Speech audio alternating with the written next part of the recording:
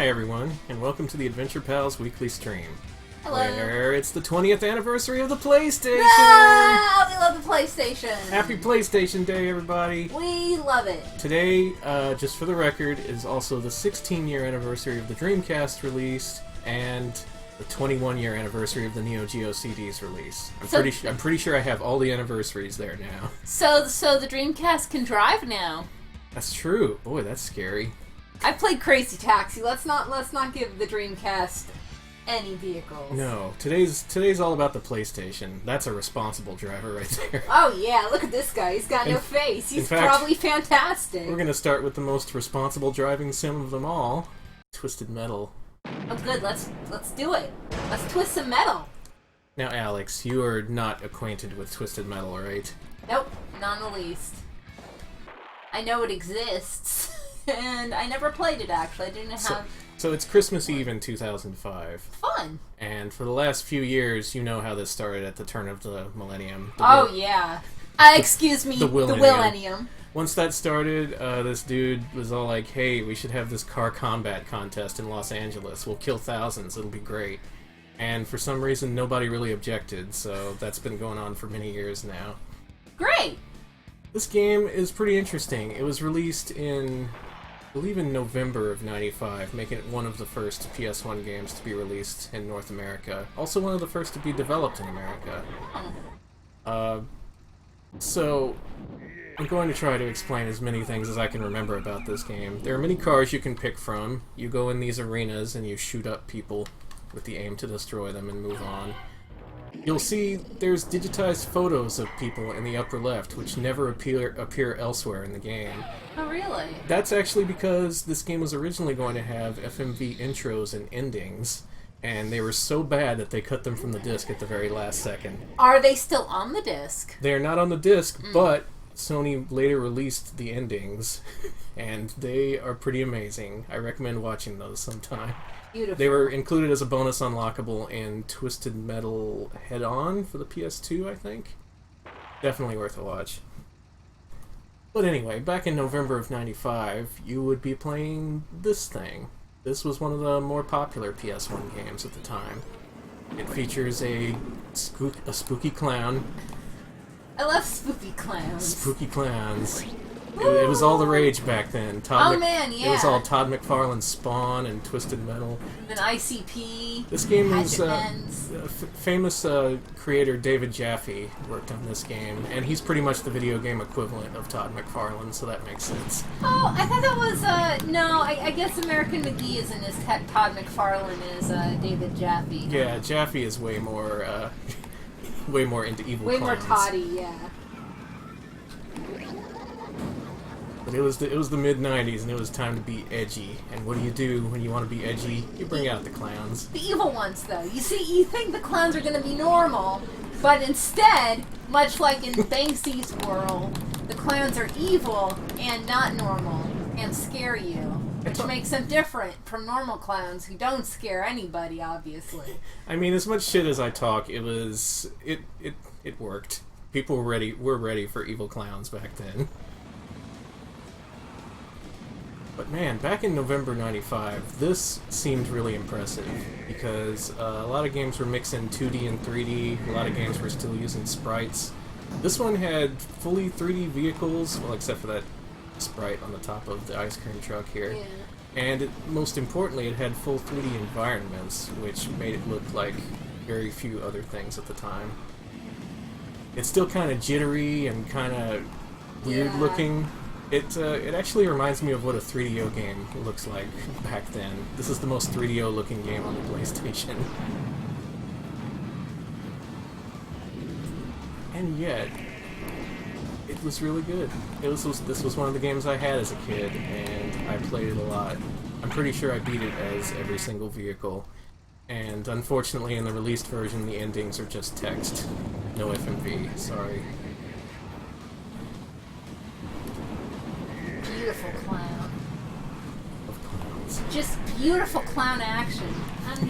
Your game's got clowns? How twisted are those clowns? We don't know, but they're very twisted. We've got some new people in chat. Hey guys. Hi, welcome. Hey everybody. People who've been here for a bit. And who were just like, hi, glad to see everybody. The plan for tonight is to just play through around a half dozen PS1 games I've picked out. They were all released within the first year of the PS1's release in North America. Oh yeah, you can restore your health. It's been so long since I've played this game.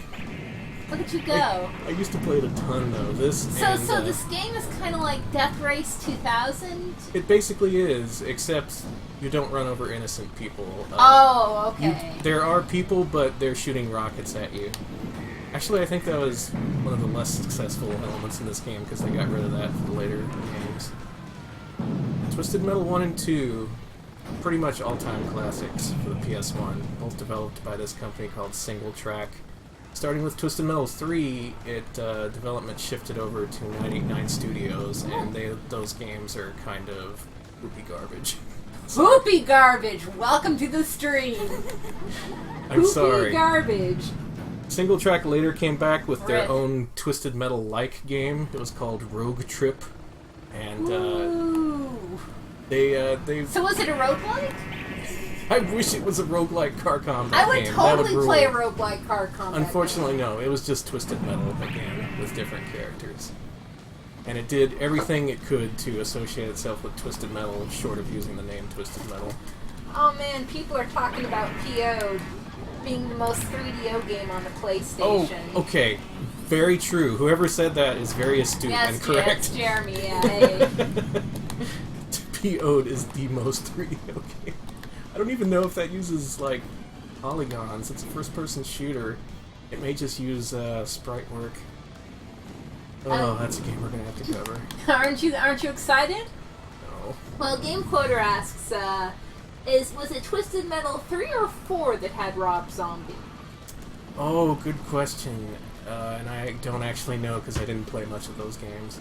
Let's just say that it was all of them. There was the final PS1 entry in the series was Twisted Metal Small Brawl, which shrunk all these cars down to be cute little baby cars. Oh, so it's like that one the kids. WWE game. It was like the Muppet Babies, yeah. Yeah. You know that WWE game where they were all in the cars and... Oh, Crush Hour, yeah. Crush Hour, yeah. What was that Good for? Lord. GameCube? The guy in this game is ruthless. Yeah, Crush Hour is for PS2 and GameCube. Beautiful. WWE Crush Hour is Twisted Metal with wrestlers. I highly recommend it if you ever Try get a that chance to sometime. play it. Anyway, good God, I only lasted 7 minutes in Twisted Metal. It was embarrassing. All these guys have their own reasons for fighting. This That guy's a ghost. This guy's a spooky ghost. He's out to Look at him! avenge Look at the himself. guy who was there. He looked like a really boring, like, clothing model ghost. It's a real shame those FMV endings weren't in the game because they were goofy, but they really lent like an air of personality, I think. As it is, it's just like, oh, you found redemption. You were a ghost. You were a ghost, and you killed enough people in a car combat thing that you're now not a ghost. Oh, right, the central conceit of the tournament. Okay, so the guy putting it on, Calypso, he agrees whoever wins the tournament gets one wish, and they get their one wish granted. However, they put an edge to it, so it's like an evil wish, like you wished on a monkey's paw or something. Oh, no, I was going to say, is it a monkey's paw situation, then? The thing is, though, it's not like in a clever way or something. It's just like, hey, Calypso gave you $10 million, and then he shot you in the face. Now you're dead. Yeah, real ironic twist there, Calypso. Oh my god, David Jaffe, Get some subtlety. No, Chekhov's gun doesn't mean that when something happens you shoot them with a gun. But there's a bunch of different vehicles they control differently. The bike is really fast but super frail. It also has a really good special weapon, but the enemies tend to ram you, and that's not good for the bike. But this is a game. This is the PlayStation game as far as I'm concerned for '95. And Twisted Metal 2 is even better. I haven't played the PS3 one. They did release a remake Yeah, recently. I heard about that. And actually it's free on PlayStation Plus this month, so maybe I'll finally check that out. Yeah, we'll see how good it is, or whatever. I kind of doubt it'll be good. Hey! We don't want our Twisted Metal PS4 whatever loving friends to be upset. Hey, how twisted is that Twisted Metal? Yeah. we're at an age where one evil clown is not enough. I want an evil clown, and also he has to have a buddy clown who's even more twisted. Yes, like a doink dink situation. Yeah, exactly. He has to have a little buddy who's like a little sick in the head, like even more so. Turn it up a notch. Mm-hmm. An even deader clown. This clown came back from the dead and then he died again. He died twice! Anyway, I'm about ready to move on. But this was 2 levels from Twisted Metal. According to Smeds, in Twisted Metal 2, Sweet Tooth's wish is to become a caterpillar. That's cool. Mm-hmm. What's the ironic twist on that? Does he turn into a butterfly and then he's like, "No, I'm a beautiful butterfly!" Well, he's a clown. The game also had a guy who was controlling a bulldozer. He was pretty much a ripoff of the main character from the movie Falling Down. The old angry white guy thing. Oh, beautiful. There was also a dude who was attached to 2 giant wheels. He was in the middle, and his name was Axel. I like Twisted Metal in spite of its... Yeah, it's... This You game... had to be there, alright? 1996. Yeah, it was a time. We were all fooled. No, it was... Where's Goku, though? Where's the Goku ripoff? Whoa. I have not... I didn't buy the Goku DLC, I'm sorry. You needed to buy the Goku DLC. Actually, I'm doing really well with this vehicle. Usually I don't. I remember... Oh, the freeze weapon's the worst. Oh man, you're frozen. I didn't mention this, but you have several weapons you can cycle through. Each vehicle has its own unique special weapon. Does it now? Yeah. Some are almost worthless. Some are pretty cool. Wow, and I just got flattened by a tank. I was gonna say rip. I think that'll do it, though. The Twisted Metal. Go play it. It's cool. Nice. Next up... We've got another game. Next up, we have a game that I don't have the disc here for, but I have it digitally, so that's cool. Everybody, please... Do you want me to turn off looking at your screen, or...? It's fine. Everyone can see all the weird PS1 imports I have. Here's Danny's beautiful PS4 screen. I have 105 PlayStation games on this PS3. I only use this PS3 for PS1 games. That's right. That's right. Next is Jumping Flash 2. Man. Now here's a game. Tonight is just Danny plays his favorite PlayStation games. I'm sorry. Nothing wrong with that. This game actually was a year 1 release. It was right at it was mid-96. Yeah, around around there. I want to say April actually. The screen says Capcom. That's very much incorrect. This is a Sony and Sugar and Rockets joint. Oh, does it say Capcom? It does. Oh, that's my fault. I am sorry. Don't worry Ignore about it. that. Sorry, it's not Capcom. My bad. Hello. Ah, yeah. Are you the person who is in charge of the Universal City Hall? This game may have really low audio mixing. Listen, Donka, I have question for simple favor. So much so, it's inaudible on our end. We're going to have to turn the TV back off. As his secret hideout, the Baron returned to his home away from home to rejuvenate from a recent beating. Good night, everybody. The feet of that heroic battle buddy known as Robin. He was in the process of inventing a better, stronger, more absurd Oh my god, and now the way remote doesn't work. The little Moo is visited by us. Whoa. Sorry. In fact, there is nothing Sorry for everyone there. Whoa, who's that cool guy? He is the new villain in Jumping Flash 2. The original villain in the original Jumping Flash was Baron Aloha, this guy who's now calling us for help. There goes this. There we go. Everyone else says they can hear the audio fine, by the way. Oh, good. So what you missed from Jumping Flash 1? We beat Baron Aloha. He wanted to turn planets into an amusement park or something. We stopped him. By the way, we're a giant mechanical rabbit who has to hunt down giant metal carrots in each level.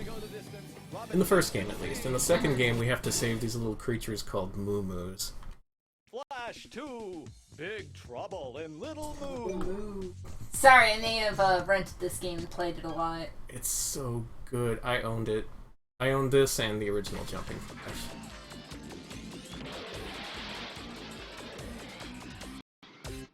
And man, for a while, these were the best first-person shooters you could get for the PS1. Actually, I don't even know if I'd call them first-person shooters, because there's so much going on of a traversal element to it. Let's do it. So this game, first-person perspective, you can move around and shoot stuff. Also, there's the fact that you're a giant metallic rabbit. Pay no attention to that. That doesn't come into play. Except for the fact that you can jump really high! Really high, Not just that, you can double jump and triple jump. And that rules. By the way, if this game makes you disoriented now, look away from the screen because it's not going to get any better. Yeah, unfortunately, while it doesn't have flashing, there's really no way to fix the disorienting effects in Jumping Flash 2 through post-production, so sorry, folks. It really works better if you're playing it yourself. Yeah. But what this game does that I like is that usually it has this standard first-person perspective, but once you hit the double jump, it switches the view to just below your rabbit, so you can more easily see where to land. And that actually works really well. It's a really nice conceit for early first-person 3D games, which are, whew, we're going to be looking at some of that tonight, actually, so, Yeah, back then, people would play stuff like Turok Dinosaur Hunter for N64, and when you encountered jumping puzzles in that game, you would want to die. Yeah, they're really bad. This they game, are quite awful. This game, the jumping puzzles, not only are well designed, they're also fun. They're doable. You have a great degree of control over your rabbit, and love it. It's cool. They did it pretty much exactly right. Which is kind of amazing, because this is such a high concept for a game, especially back then. It is, and actually. they pulled it off perfectly. I've actually used... before the Jumping Flash series, I played some, really primitive 3D polygon type first-person games here and there. Just not even like, you know, not any shooters or anything, but just really weird shareware and stuff, and this really is actually super, super impressive. I remember just being blown away playing this when it was contemporary, yeah. And it's all at a really smooth frame rate. And I actually think the PlayStation's limitations play well into this game's design aesthetic, because everything is really simply textured. Yeah. But you can still very clearly tell what everything is. And also it's a fantasy world, so graphical fidelity doesn't really matter all that much. Here's one thing I didn't like about Jumping Flash 2, this effect. This is obnoxious. Oh gosh! That's super obnoxious. Frankly, That's luckily awful. it doesn't show up that often. Oh man, we got Why Do I Say in chat talking about the jumping puzzle at the end of the original Armored Core. Oh god. It's apparently awful. And you're in a mech in that game, Yeah. so you're not a highly mobile metal rabbit. Yeah. More games could use that as a starring Just character. there's more metal rabbits, huh? More metal rabbits in general. I agree. We got people talking about the PSX Ghost in the Shell game being super disorienting as well. Here we see a simulation of the streets of California, Oh man, it's complete just like with a walking home. burger. Oh, he's waving at me. Yeah. He shot a pickle at me. What a jerk! So, if you weren't convinced before, this game rules. No. Man. They didn't have to make these super creative enemies. It could have just been a blob of polygons. But Yeah, but no, everything has a lot of effort put into it, is the best way to put it. that was a pig who was launching rockets out of its snout. Now I'm gonna jump up Look, on there's this that flying whale in the air. I love the air whales. And you They can were ride always on the my air favorite. whales. I don't know why, but they always just fascinated me when I was playing this original. This appears to be a hole in a golf course, this little island right here. That's neat. Jumping Flash is neat. They're talking about Game Fan enjoying this game in chat. That's one of the few cases where Game Fan was right.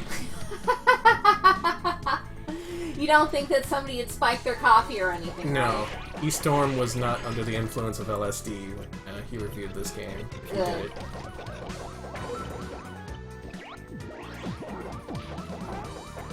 Even now the controls are really good. It's little things too, like, okay, look at this. When you're in the air and you don't hold the jump button, you spin when you push left and right. However, if you're in the air and you hold the jump button, you strafe. And I remember that, yeah. That's a nice little subtle touch that really makes the control way better than it would be otherwise. It's a really well thought out game for being such an early PlayStation game. And that's why we focus on the PlayStation in our series, PlayStation Year Year One, One, which yeah. I'm surprised I haven't mentioned before. Yeah, today we released our premiere episode, I guess you could call it, looking at the first 10 games released for the PlayStation in 1995 in North America. And You just said your intro. I did.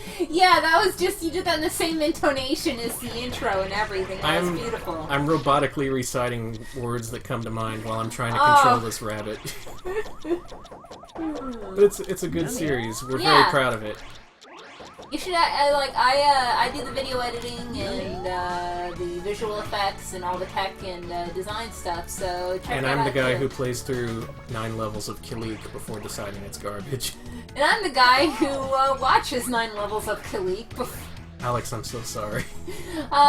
We both have our own jobs, don't we? Alex had to sift through something like 6 hours of Kilik footage. Kilik, if you haven't seen the episode, Please is a do. first-person shooter like Jumping Flash, but without any of the fun or whimsy Or jumping! Or jumping. I was gonna say, there's no jumping in Imagine Jumping Flash, except you're really slow, you have very little in the way of weapons, and you're stuck in metal corridors for the entire game. Does that sound fun? The cutscenes are good, though. I should really cut all of those together, especially all the ones where the guy is screaming Dr. Kim. Yeah. Kilik has its moments. I'm glad I researched it to find out anything interesting about it at all, but yeah, watch that episode and you'll see how bad it is. Chad, speaking of LSD, Chad is asking about the LSD game. Will we be playing that? Unfortunately, I do not think it's a year 1 game. It may... Oh, maybe not. I think it came somewhat later. We might play it, just for fun. Eventually, yeah, but not. We're just doing year 1 stuff right now in our series. That game is emblematic of the kind of creativity you'd see on the PS1, though. And also, I'm emblematic of getting lost in 3D games and not knowing where to go. That's alright. Where's the exit? Are there folks talking about Kowloon's Gate? It's on my radar. Kowloon's Gate? Kowloon's Gate? Are you kidding me? People are talking about that? Yeah! That is an FMV game made by, I want to say, Artdink? Mm-hmm. Yeah. Why do I say from chat's actually a big fan? It's their favorite weirdo game from that era. That's one I've actually been wanting to play. It's actually been on our radar. So yeah. There was a special edition of that game, believe it or not. I don't want it. Artdink, another weirdo creator that really came into its own on the PlayStation, releasing games like Carnage Heart, a mech game where you don't control the mechs, you program them. Mm-hmm. And Tale of the Sun. Where you Tale of the Sun! Like the game where you control a narcoleptic caveman. Seriously. No, seriously. It's not an exaggeration. He just falls asleep. That caveman will just fall asleep on a hill and slide down into a river and drown himself. Yeah, it's otherwise really wild. It positions itself as like this realistic life simulator, but you gain powers by eating Japanese cookies. Like a specific brand of Japanese cookies. It's weird. It's the kind of weird that would only exist on PlayStation. Yeah, which is why we're actually going through it, because it's a really, really interesting era of experimentation. Yeah, and a lot of these games people hardly ever talk about, and I want to give them some coverage. Because, like, the context and history from where a lot of this came from. You can see, like, in chat, actually, Smebs is mentioning LSD, and they're comparing it to, whatchamacallit, modern kind of, the weird kind of exploration games we're getting now. You know, where the indie exploration games where you're just kind of wandering. And Actually, yeah, I'd say people nowadays would be more willing to accept some of these weirdo games more than they were back in the day. Yeah, many of these games are surprisingly just super ahead of their time. I'll get to that in our next segment, actually. There's a game that pretty much exemplifies that. Mm-hmm. We'll see after the turn of the hour. Turn of the hour, is that a thing that people say? No, it isn't. God, this game is so fun. Can I play it some more? Oh man, I haven't been playing this long at all. I'm gonna play some more Jumping Flash, too. So, let's see. Why do I say mentions that Kowloon's Gate was made by, I do not know how to pronounce this, Zeku?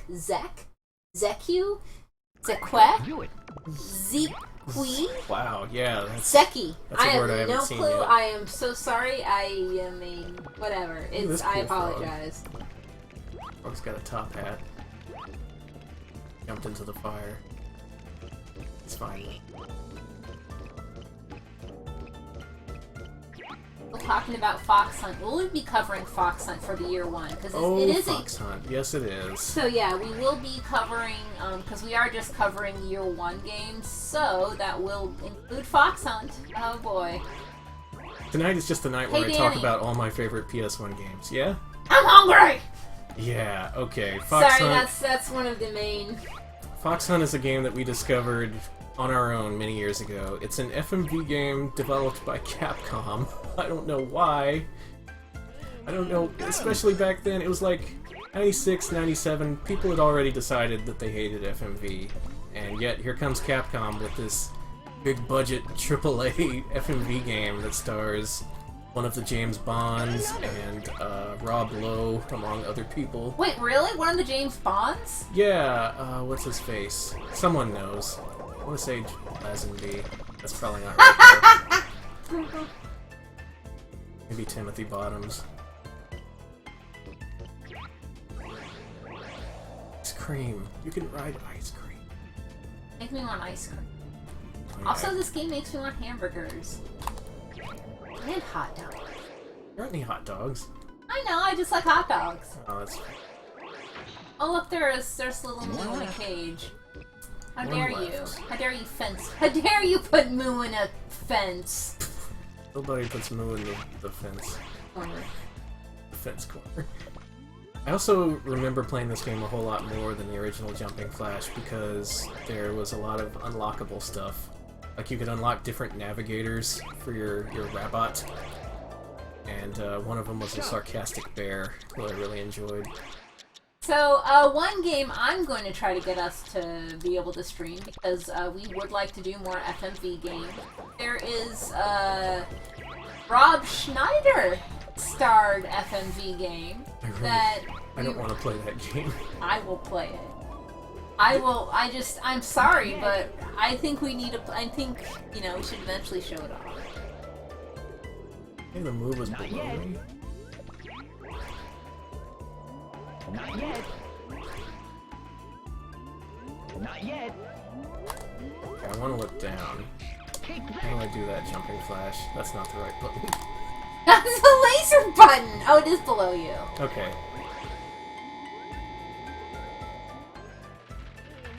Got them all. I'm all. You got them all. So yeah, the Rob Schneider game's called The Fork in the Tail. I've not found it yet. When I do, I will be very excited because, needless to say, I have to try this out. As a fan of media failures and trash, And Rob Schneider. You take that back. You take absolutely. No, we're gonna stop the stream. I'm in control of the tech here, Danny. Are you sure you want to say I like Rob Schneider? Alex's favorite movie is that one where he's an animal. I think it's called The Animal. He's My like, favorite- oh, I'm a horse or something. Boo! I was okay. I had to contort my face. I was so busy contorting my face trying to imitate Rob Schneider, I fell off the edge. Oh, there you go. Anyway, at that point, Fork in the Tail came out at the time, as I said, when people had decided they hated FMV, and the game's advertising campaign was all like, think you hate FMV? Think again. That's what it actually said. Yeah. Oh, I gotta get all the moo-moos again. That's fine. That's fine. You shouldn't have said that I like Rob Schneider. That's true. I got my this is your- comeuppance. I was gonna say this is your penance. You. Oh, and also, Rob Schneider also claimed that FMV stood for Funny with My Voice. Just to give you an idea of what kind of comedy is in that game. Yeah, it's really great. High standards. Funny with my voice. Yeah. Okay, I don't want to get off on this game of all games, but from what I've seen, there's very little gameplay. Like, gameplay amounts to you pushing a button to make Rob Schneider complain when he's being, like, hassled by people. I don't know why that's killing me. Just press button to be hassled. This is the 20th anniversary of the PlayStation. Rob Okay, let's Schneider talk has no about- place here. Are you sure was he ever in a game for the PlayStation? Good question. Chad? Care to answer that? Chat says no, in the Oh. sense that they're not going to respond in time, and I want the answer to be no. So, Bruce Willis was, though. We're going to play the Bruce Willis game? Oh, that's right. Bruce Willis, star of the game Apocalypse, made by Activision. That's an interesting game, because originally Bruce Willis was supposed to be your buddy. Like, it was supposed to be a buddy cop drama where you have this loose cannon partner. And then at the last minute, they were all like, wait, we paid a ton of money for Bruce Willis's voice. Why is he just not the star of this game? And that's Fair what enough. they did. Yeah, what about, I wonder if, did he do the soundtrack for the game? You know, like the Return of Bruno? I don't think so, Alex. That was, I feel really bad. I really stuttered out that Return of Bruno reference because nothing makes me laugh more. Because, okay, see, I worked at a video store that never rotated its stock, Oh, and here we shush you. go. Go on. And we had a freaking, from the 80s, Bruce Willis, The Return of Bruno or whatever, and it was like from Bruce Willis's weird musical career, like that he had during the 80s. I have one of his albums, actually. There's a fantastic song on it called Barnyard Boogie, where he imitates all variety of barnyard animals and sings the blues. I hate The Return of Bruno so much. Somehow I'm not making any of that up. You can. Oh, other people were all like, "Oh man, I was just about to mention Return of Bruno." Anyways, That's the kind of chat we run here, where people can be like, "Oh yeah, the Return of Bruno." Obviously, this is why you come here, for discussion of Bruce Willis's music career. my favorite was the cover of the VHS. He looked so. I don't know how else to describe it other than face punchable. Like, he had the thing and he was like, "Oh, I'm so cool and hip, and here I am at my own big concert," and I'm like, "No, I will have none of this. Why are you singing the blues? You're a millionaire. No problems." No, the blues means nothing to you other than a paycheck. Get out, Bruno. Wow. Anyway, so Harsh but true. I had a lot of Bruno opinions while working at that store in my life. One left. I'm just having fun with this game. I kind of want to play through the whole thing later. Alright, where's this last Momo? Not yet. Not yet. He's over this a ways.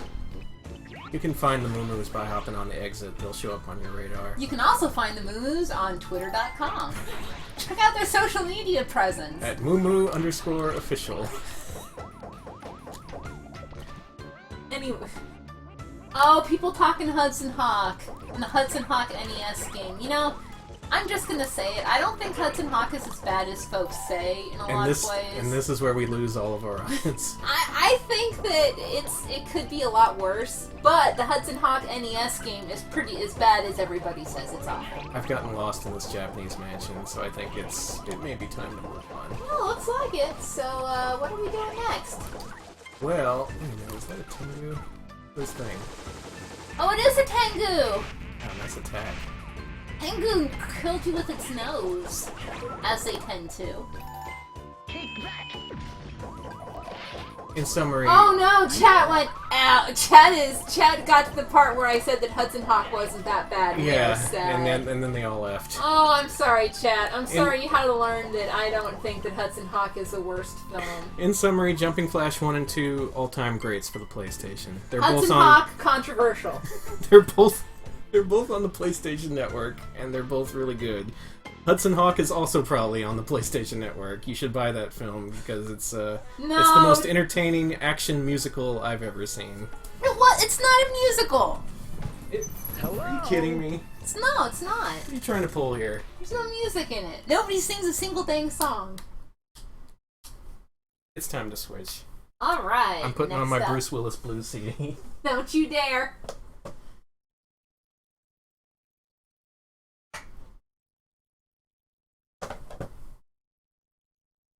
How did we get off on Bruce Willis and what's My his fault. face? That Yeah, was my your fault. It was absolutely my fault. Just Danny blame gets me. too absorbed into a game, and then Alex just takes over because Danny's not running chat. So Alex is like, "It's my turn." And he's just like, I don't care, I want to play Jumping Flash. Yeah, you're just too busy playing Jumping Flash too. Anyway, support us on Patreon. Alright, For more Bruce Willis discussion. Next is Tekken. This game... Oh, Which you I think- ruined it! You Sorry. spoiled the surprise! Oh, sorry. I didn't discuss this with you earlier, don't worry about it. I was gonna gauge to see if people could tell what game it was by the loading screen. Because, like Ridge Racer, Tekken also starts with a loading game based on an old Namco arcade game. Well, sorry, everybody.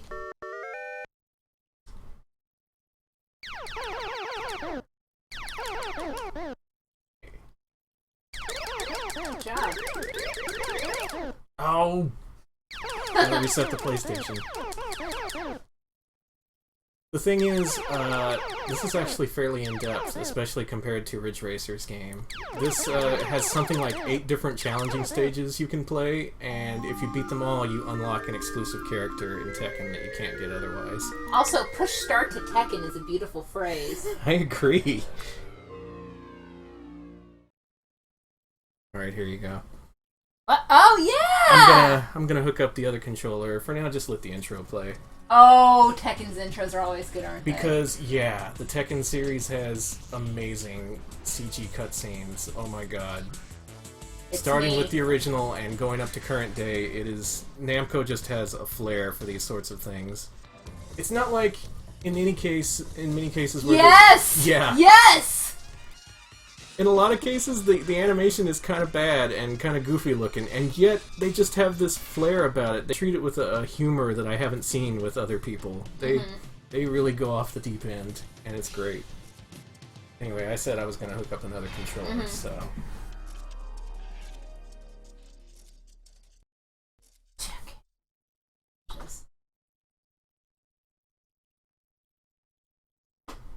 No, not Tekken 6, 7, 12, just the good old Tekken. Good old Tekken. I see some Virtua Fighter loyalty in the chat. Yeah, that's fair. Back then, there was a big rivalry between Tekken and Virtua Fighter. I think Tekken was seen as like a simplified 3D fighter, whereas Virtua Fighter was highly technical. Let's do this. Look at that, 8 whole characters. I'm gonna be king. Jack. So Tekken, what to say about Tekken? It's a video game. First of Oh, all, look, we're gonna go to the base. We went to the baseball stadium. Hey, man, 3 strikes. Oh, gosh. 3 strikes and stop kicking me. so as you can see, Alex is a masked wrestler, Yeah. a kitty, while I am a Russian robot. I'm a big muscle bot who's designed to crush wrestlers and other No! How dare you?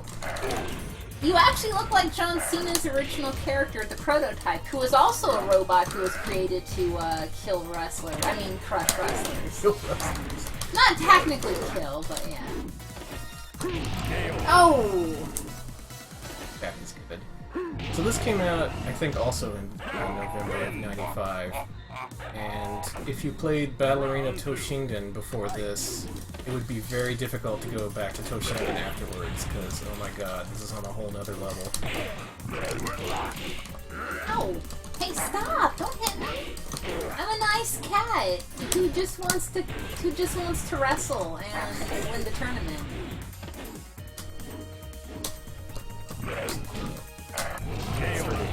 How? I didn't. This is I think the first time I've played the original Tekken, at least that I remember in my life. So It's a good game. I played this a ton back then with my dad. We also got Tekken 2 and 3. And then I never played any of the other ones after that. I briefly played one for the Xbox 360, and that had a story mode, which was really weird.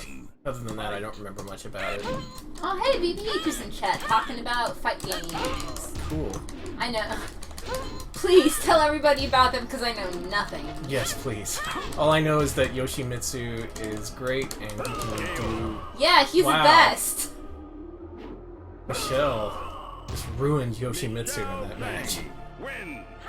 Oh man, Lord BBH is talking about using Michelle to beat. Oh gosh, to beat the CPU.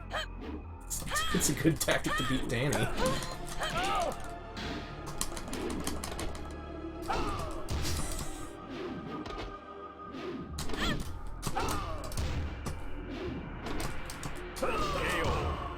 reward. Okay, no more picking Michelle. That's unfair. Michelle is banned. Okay. People talking about Tekken Tournament. That's right, Tekken eventually led to Tekken Tournament, which is coming out for the Wii U next year. It's Nina. Oh, I am the law. Nina Law sounds like a great, like, hard-hitting detective lady. That's like a law firm. Nina Law, for when you need law. I You do need push the law. button. Push a button. I push the button. Nina versus the law. Oh man. Nina's on the wrong side of the law here. Wow, kick me in the back of the head, why don't you? See, okay, my problem is that I'm trying to... What? What are you trying to do? That round didn't happen. My controller was broken or something. People talking about Bushido Blade, by the way. Oh, that game rules. Bushido Yeah, that's what Blade- everybody says as well. Or we'll be covering that, by the way. Will we be? Yeah, will we? I don't know if that's a year one game. I would like to cover it, however. Mainly because it was, man, a good series would be Squaresoft's renaissance during that era. I'm just looking past the fact that I completely lost that I fight. see. Back then, they were releasing games like Einhander, which is this really great shoot-'em-up, and Bushido Blade, which is a really inventive fighting game. Yeah, it didn't have life bars, and you could do one-hit kills on your opponent. And it had this two-player mode where it would just instantly start over the match once you were done, so it was easy to just have like 50 fights in a row. And you Oh could do, yeah, it was real fun, you too. could do stuff like throw dirt in people's faces. It was great. So what I remember about Kazuya, sorry, wow, rude. Hey, does anybody remember PlayStation Home? They actually, Namco had a very large section of PlayStation Home with a lot of free things to give away to PlayStation Home users to wear and whatever, and one of them was this guy's outfit. And I frequently walked around with his hair. I would hang out with juggalos wearing that hair. Dude, there's a lot of juggalos in PlayStation Home. Well, I guess there's not anymore, but... No, the juggalos are in PlayStation Home, but they certainly are not in Second Life. Jeez! I'm good with Kazuya. You so. sure are. Oh man, I still remember using PlayStation Home on New Year's Eve with a whole bunch of friends because we're really sad people. And we encountered a juggalo. And I'm sad to say we weren't too kind to this fellow. We let him on, letting him think that we were also juggalos.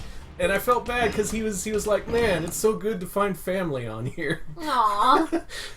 I actually spent a lot of time in PlayStation Home just because if you follow me on Twitter and whatnot, I'm really into virtual worlds. And PlayStation Home was super interesting, but it was... I also spent a lot of time because the Japanese PlayStation Home had exclusive content, games, all kinds of really cool free stuff, including an entire Irem-like village. Yeah, Irem bet big on PlayStation Home. They had this Oh, playable everybody spelunker yeah. level. You could get chased by a boulder.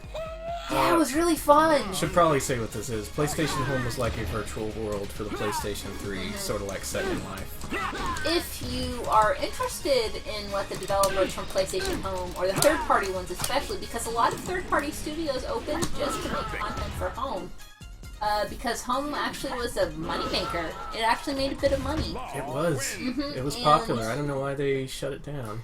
Yeah, it's just virtual worlds are going in a lot of weird directions right now. But, they ended up, it's called The Four Kings Casino, I think, is also done by, whatchamacallin', it's on Steam, and it's a weird 3D virtual casino. So if you miss that kind of stuff, there you go.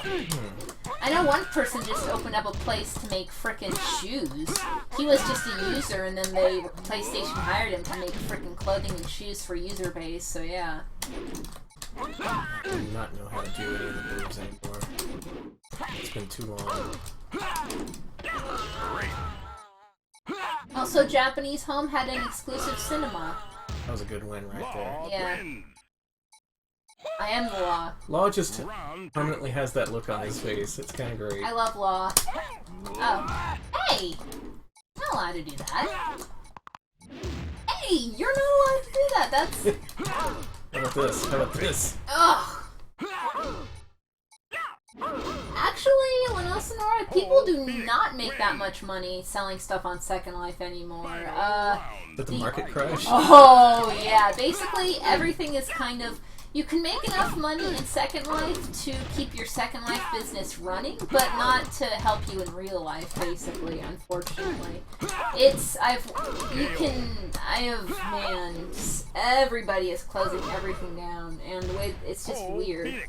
It's because there's a new version coming out, not even called Second Life, it's called Project Sansara or something. It's wild. The virtual world is wild. I meant to quit, but... Alright, we got one more, everybody. Yeah. Round 1. Fight. I wanted to very quickly see if I could run through the single-player mode. I'll only do that if I can set it to 1 round, though. I don't want to waste too much time here. I want to see at least one ending to this game. Okay. The fact that endings to this game were so great that you could unlock them and then play them on Tekken 3. Tekken 3 included a theater mode where you could insert old Tekken games and just play the FMVs off them. And I gotta say, that's a pretty good incentive to make you learn these characters and run through the single-player mode, just knowing that this totally bizarre FMV is gonna be at the end waiting for you. Yeah.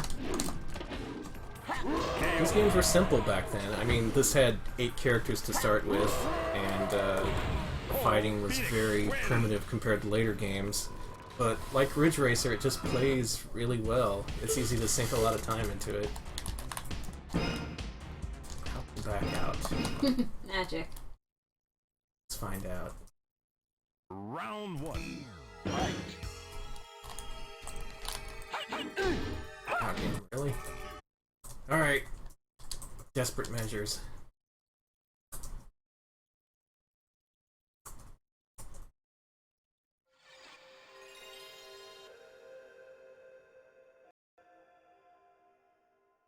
There's continued Second Life discussion. I'm just not... I guess because the Tekken characters kind of look like those weird avatars. Yeah. We were talking about how in Second Life, the market crashing in Second Life, which you can tie to a lot of interesting things that I've been studying it because I'm actually have a side project where I'm trying to document the kind of end of the whatchamacallit here.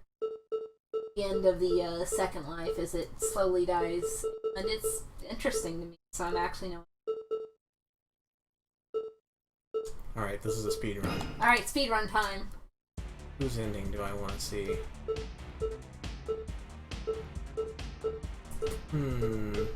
Well, you can't go wrong with King. Never can. If this starts to drag, I'll just cut it off. But, in the meantime, Paul Phoenix's ass. I'm gonna show you what a big man I am by beating the computer on super easy mode with 1 round. That's how good I am at fighting games. But after this, the PlayStation very quickly became a place for 3D fighters. Mostly ones made by Namco, ones made by other companies you generally wanted to play, or rather you didn't want to play, unless you enjoyed games like Evil Zone or, I was gonna say Dynasty Warriors, but that game was okay. Please.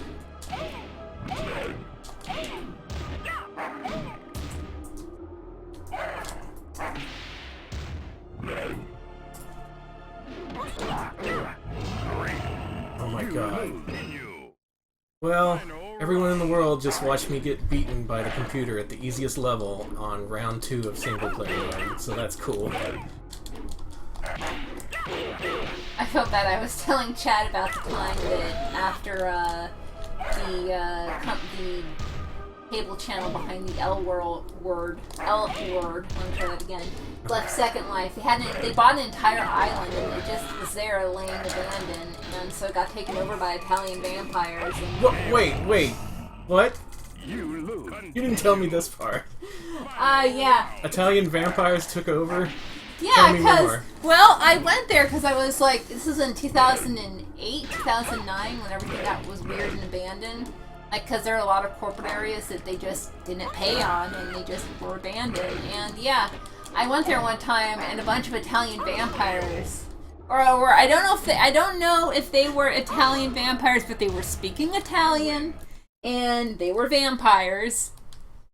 How do we get to this point? We always They do. told me to leave very angrily when I showed up on the L-word island and was riding a big giant bicycle. It wasn't a penis or anything. I wasn't being offensive. Okay, you weren't riding one of those penis dirigibles that are so popular in Second Life. Not anymore. Those are hard to... You don't see those anymore. A lot of that stuff's gone away, and the only people who really troll anymore are actual Nazis. It's kind of annoying. Oh, that's a shame. Yeah, it is. Where are the trolls of pure heart? Man, it's just the only people who troll Second Life now are gross. There aren't any even, like, innocent trolls. Everybody's like, hey man, the disabled are gross and I love Nazis, am I right? And I'm like, here to make people feel bad instead of just, I'm here to show off my penis zeppelin. yeah, very few penis, that's the one thing. Where have all the penis zeppelins gone? That was a long popular time song in the passing. 90s. Everybody's talking about Italian vampires now. That's good. On topic as usual. I think it was because there was a church where you could get married at the L-word island, and I guess the vampires were like, we're here now. Italian vampires put an end to the gay marriage campaign in Second Life. Second Life truly is its own world. I actually am making pretty okay progress. Yeah, you're doing single okay. player. Go on. Continue your People are speech. talking about penis cannons. Now, I've never seen penis cannons, but I do have, in case you're wondering, I did make, it's not penis related. Okay. I did make a pizza box that shoots out pizzas while playing Imogen Heap's Dear Sister, like in that episode, like in the finale of Orange County or whatever. The OC. Whatever. Did they shoot out pizzas in the finale of OC? No. Yes, they do. How about in Beverly Hills 90210? No, but they do it in true Beverly Hills. Luckily, restarting this game is pretty quick. Happy anniversary, PlayStation. Here's discussion about Italian vampires In Second and their Life. role in Second Life. Yoshimitsu, please. Stop it, Yoshi. You can do it. I believe in you, King. Is this like the last level? There's 8 characters, so we're getting there. Alright, you can do it. I believe in you, King. I don't believe him. I believe. Oh, there we go. Okay, good. Nice, he's dead. I mashed the buttons enough, eventually I'll win.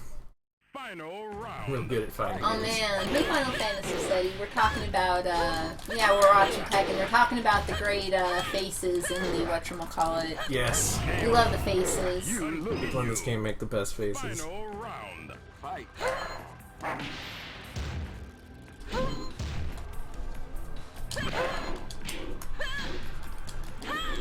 Also, they make the best noises. There's a lot of You're like, really distinctive groans in this game that sound weird. Really, just this game's aesthetic defines early PlayStation. These chunky, low-poly characters, these weird voice clips. You win. Oh, it's my rival. Yeah, each character has a rival who's Look at his basically a palette swap, and once you beat the game with that character, you unlock that character. Cool. Yeah, Whoa! that's a cool move. How do I do that? Tell me how to do King's moves, Armor King. Armor King, teach me. Wow, that move rules. Teach us!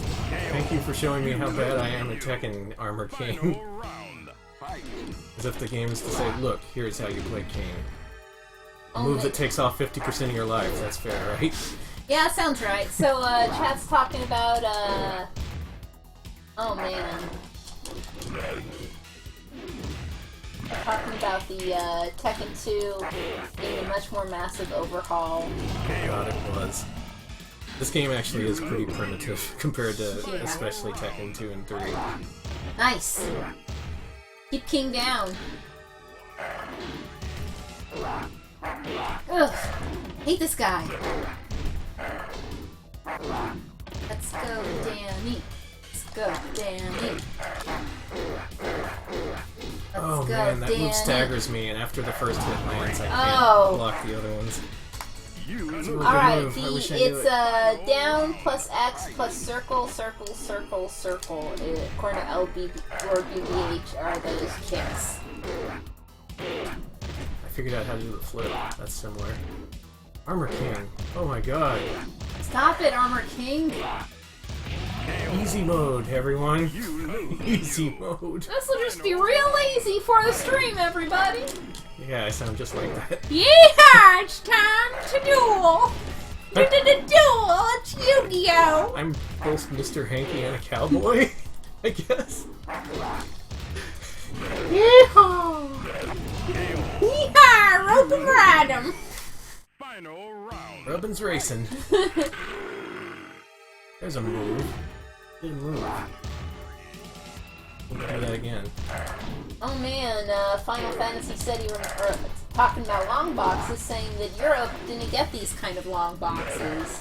Oh, that's right. They got those plastic cases. Europe always had the fat jewel cases, kind of like the ones Japan had.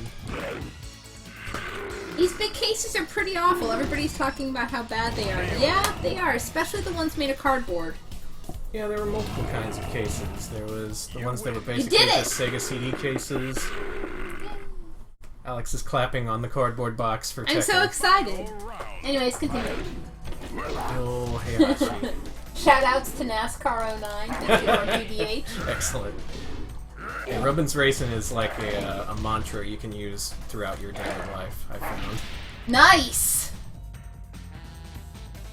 Oh, he ducked. Oh! He grabbed me in an ironic twist. Hey, That was great. That was amazing. We're doing it. And now, King's Epilogue. Here we go, everybody. This is why you play through Tekken.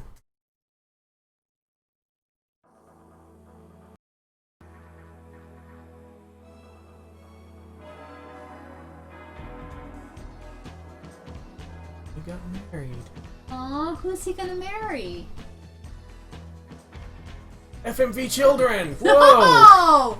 Oh, is this the orphanage he runs? Oh yeah, that's right. Sorry, cause he's based off of it's based off a legend of a real wrestler, Look at him go. who's, I feel, Fray Tormenta, or, Friar Torment, a real, luchador, who really ran an orphanage, who was really a priest, and who wrestled masked to raise money and, keep the orphanage running. And that's what King's based off of. He's a very famous wrestler, especially in a lot of countries where lucha libre is very popular, including Japan. So yeah. Interesting. Yeah, there's a lot of variations on a Tiger Mask I've seen in mini games. Yeah. I know Tiger Mask also uses that story as well, because Fray Tormento was a real guy, and it was like the 30s or 40s, I think, when he first started performing, so there you go, now y'all know. Well, we only managed to use 10 or so continues to beat the game in the easiest possible way, but I'm still happy I managed to squeeze a full playthrough into 15 minutes. And you got to see some FMV kids at the end. Yay! They're all like, yeah, Wrestle Suit, I love you! So we're approaching the end of the hour, and as we do, we're going to show you an intermission.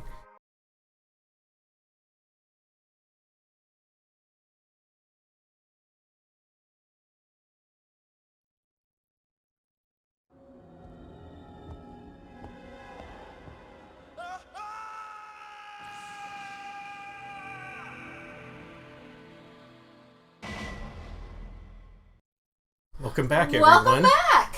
It's a dark and stormy night, and it's time for some Resident Evil. It actually is storming outside right now. A rainstorm broke out during the intermission, and if you live here in this house of ours, you would know that the electricity goes out at the drop of a hat. Any excuse at all, the electricity is going to go out. So if we suddenly go offline, that's why. Yeah, I let chat know as well, so, Okay. Yeah. Anyway, what we have here is a true classic. I'm just going to let the FMV play it out, even though I know we've seen this a million times. It's still a beautiful work of art. Northwest Raccoon City, where we're searching for the helicopter of our compatriots Bravo. God, that tilt effect. It's supposed to show you're in a helicopter, you see. Oh, it's so poorly conveyed. Bizarre murder cases have recently occurred in Raccoon City. There are outlandish reports of families being attacked by a group of about 10 people. Victims were apparently eaten. Bravo team went to the hideout of the group and disappeared. Look, Chris! It's a story you've heard before. You're a member of a special ops team out to investigate what happened to your Bravo team, who went to investigate this mansion and never came back. It was Bravo team's helicopter. Nobody was in it. But strangely, most of the equipment was still there. Shut it, Alex. They're really cool. They're all really cool people, alright? Same.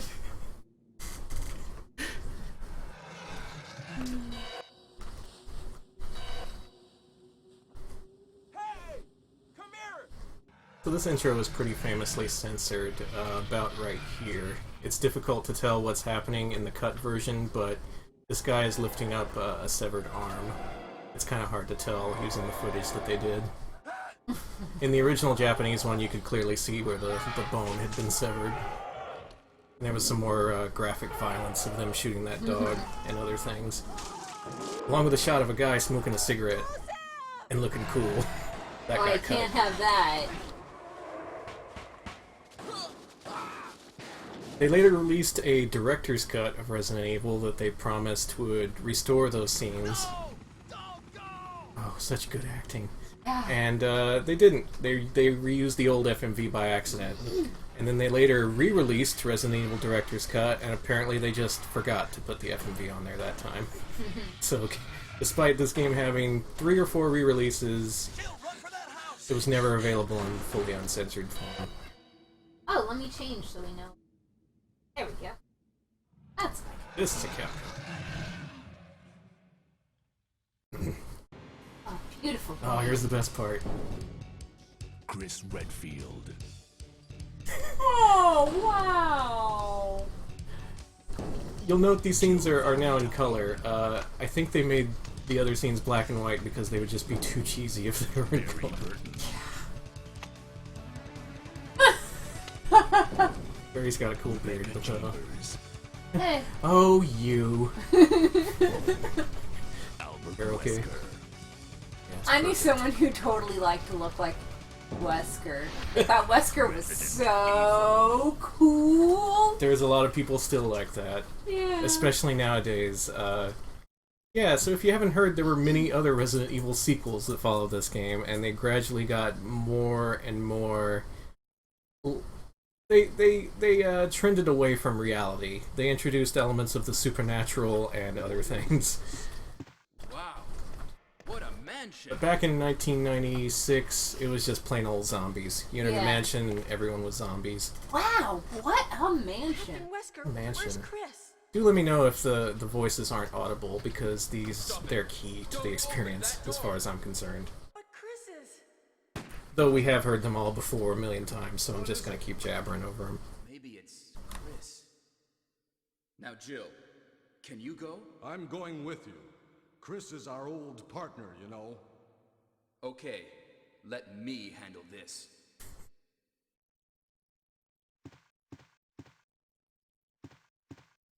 Stay alert.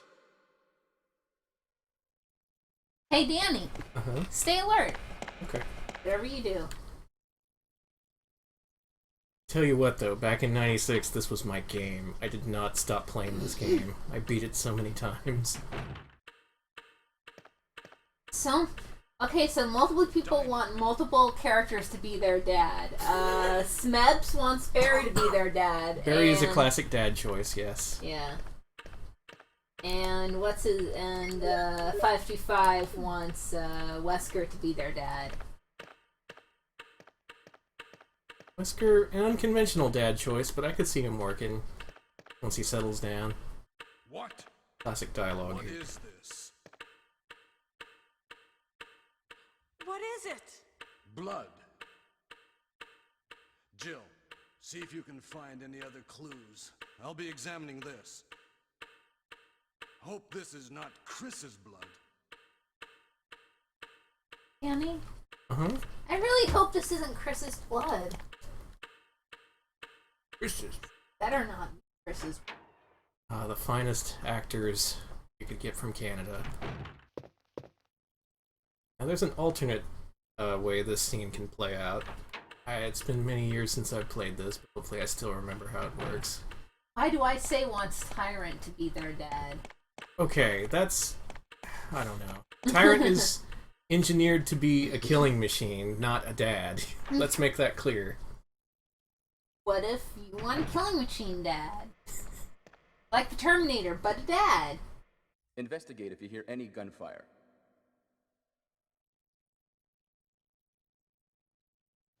So the way this scene is supposed to work is Jill goes into a side room, sees a zombie, freaks out, either kills it or goes back into the dining room and lets Barry kill it. There is a slightly different way that can happen. There we go. Lost Chat's courage talking already? Tyrant. It's not like you. 525 line says Tyrant's just misunderstood. Smeb says Tyrant is always there for you. Always. Oh, here we go. Who is it?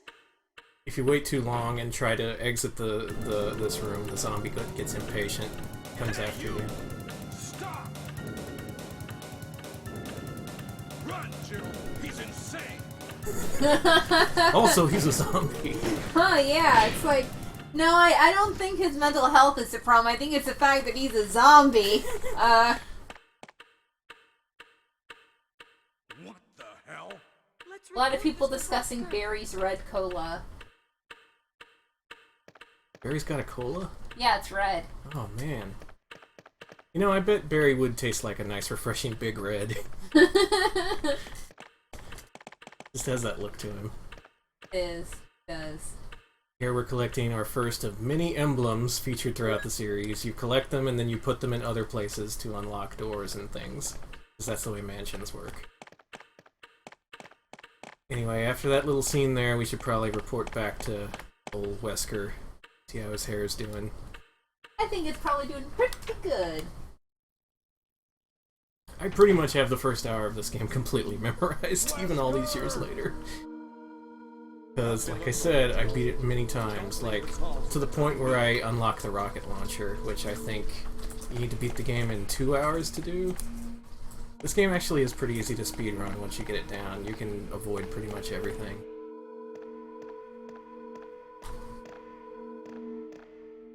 More dialogue here people love. Nothing. What is this all about? I can't figure it out at all.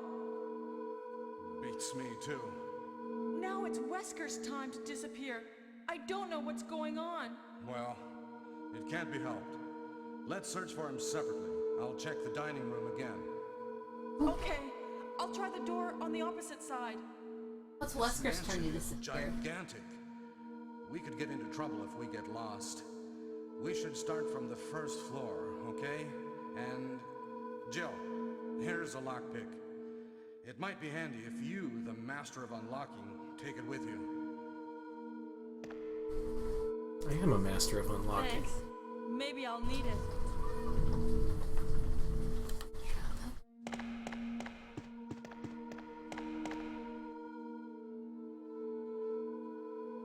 Listen, if something happens, let's meet up in this hall.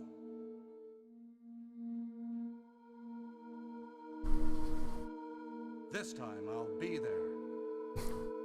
Barry says, referencing, I don't know. So that's, you hear your classic Master of Unlocking line. One thing that went over my head when I first played through this is that the game is so poorly translated, it actually uses the phrase, "it can't be helped." In case you're unaware, this is the most Japanese phrase of all time. Whenever anything goes wrong, you're all like, shogunai, can't be helped, whatever. It's the kind of thing that just doesn't translate to English. It's a very incredibly awkward to say. extremely literal translation of something that reads fairly clunky in English. So yeah.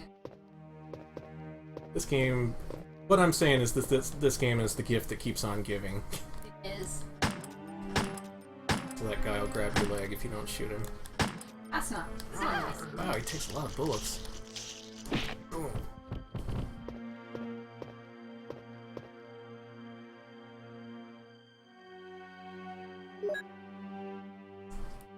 Everybody talking Shogunai. Shogunai. What are you gonna do? And then one person said, 525 Lines just said, such a thing. That's another very Japanese thing, yeah. Whatever.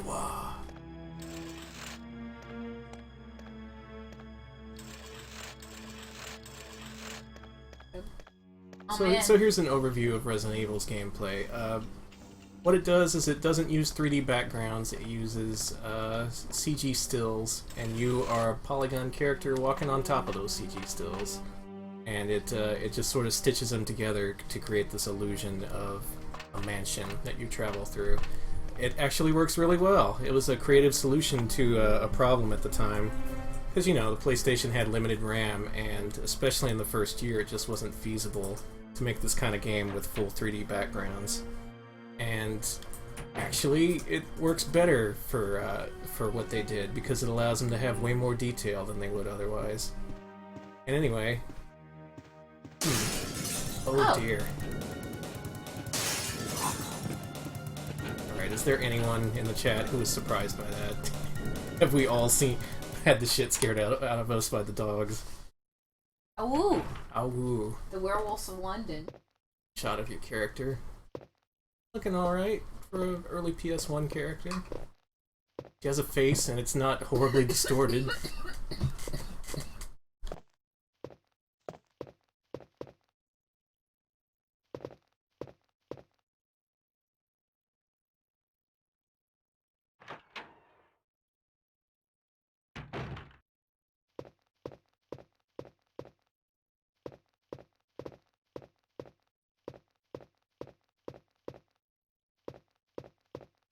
Okay, sorry about that, everybody.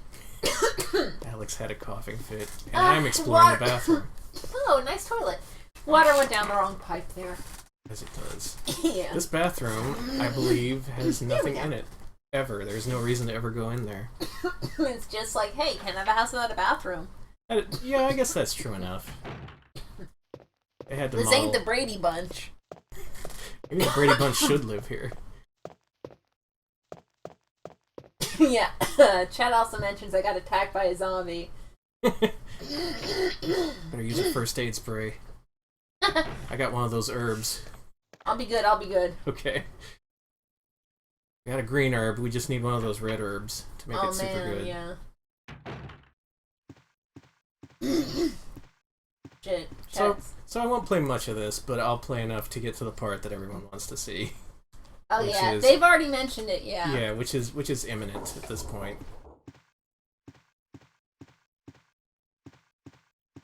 Also, has to be said, Jill's campaign way better than Chris's. Mm-hmm. Chris's campaign is just kind of annoying because he doesn't have a lockpick, he has less items, and Barry doesn't dramatically save him at key moments during the game, which is pretty much what Resident Evil is all about, waiting for a hot dad to save you. Yeah, exactly. Just hot dads coming in, saving the day. What is Resident Evil if not for hot dads? Hey, what's going on? She finally noticed. Jill? Is that you, Jill? What happened? Barry, help me, please. The door won't open. Quick! Stay away from the door, Jill. I'm gonna kick this door down. Hey, Dad's here. Barry, this way. Oh, open the door. Oh, I forgot. Okay, sorry. I had to wait for Thanks. you to invite me. Just polite. Oh, Barry! That was too close. You were almost a Jill sandwich. You're right. Barry, thanks for saving my life. But Barry, didn't you say you're going back to the dining room to do some research? Why on earth are you here? I just had something I wanted to check. Now, let's get back to searching for the lost captain and Chris, shall we? I love Thank you, Barry. Yeah. Yeah. So if you want to play this nowadays, they released an HD remastered version for pretty much every platform earlier this year. Xbox 360, PS3, PS4, PC, the works. Oh, hey. Hey, what am I? Chopped liver? Oh, I guess I am. Hey, you wouldn't appreciate me. And the core of the game is still really good. It's, you gotta use strategy to, not run out of bullets when fighting zombies. As As you just I did? just did, yes. Unlocked it.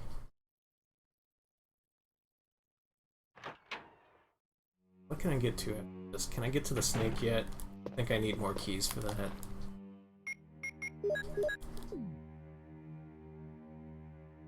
Anyway, I have the shotgun now. Oh, good. And that People were lets you talking do about using this. the shotgun. Yeah, the key to this game is to equip the shotgun, wait for a zombie to get really close, and if they're close enough when you fire, you'll blow their head off every time. Oh, beautiful.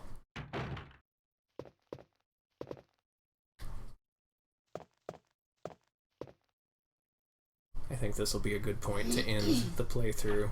Mm-hmm. The first real big puzzle in the game, where you have to examine all these paintings and then push the buttons on them by the age of the subject Same. of the painting. And if you do it wrong, the birds get real mad. The birds also get real mad if you do this. Oh, no. Danny. Danny, no.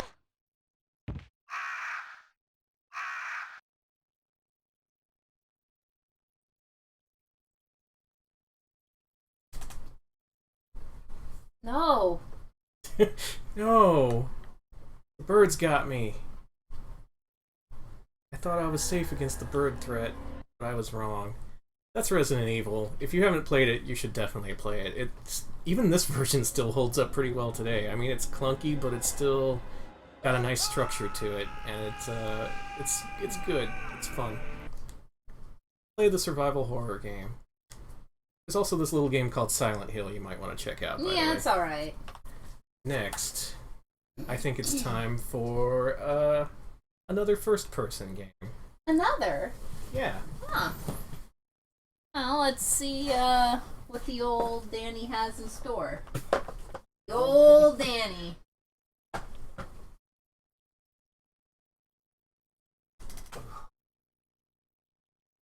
Oh, what a terrible cover it has. I'm opening up the crustiest long box of all time right now. This It thing, is. Oh, I could hear it. this thing has actual crust on it. It sounds. Oh. Some of the long boxes, the ones that used glue to put the cover art on, the glue fades away eventually, and it will happen. And when that does happen, the glue will leave behind this sandy residue that makes your game feel like it's been at the beach for a week. So gross. Oh, I hate the glue. Oh, I hate this glue. Stop! Ugh. Ugh. One for all you ASMR fans out there. No! Funky Kong, you have done a bad job. Funky Kong sensually rubs PlayStation long boxes. Ugh. Funky Kong needs to get out of here.